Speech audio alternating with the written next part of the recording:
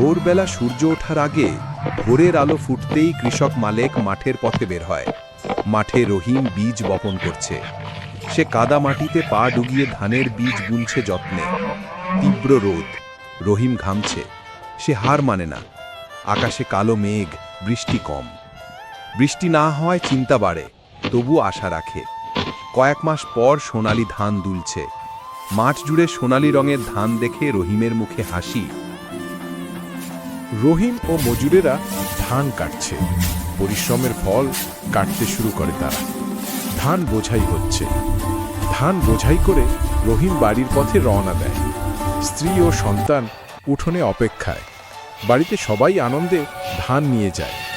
রহিম হাসি মুখে ধান ছুঁয়ে বলে, এই ফসল আমার ঘামের পুরস্কার। সুখ মানে পরিশ্রমের ফল একসাথে ভাগ করে নেওয়া। শিক্ষা, যে পরিশ্রম করে সাফল্য তার ঘরেই আসে। ভিডিওটির থাম্বনেল দেখছেন, সেটা শুরু হবে। তার আগে একটি লাইক এবং সাবস্ক্রাইব করে দাও তাড়াতাড়ি। ধন্যবাদ। এই রকম ভিডিও দেখতে চ্যানেলটা সাবস্ক্রাইব করতে ভুলবেন না। ধন্যবাদ। From the depths of the thunder was born a terrifying creature, the fire snake. This city once lived in peace. Every sunrise brought new dreams, new hopes. কিন্তু একদিন আকাশ বদলে গেল, যেন প্রকৃতি রাগে ফুঁসে উঠল।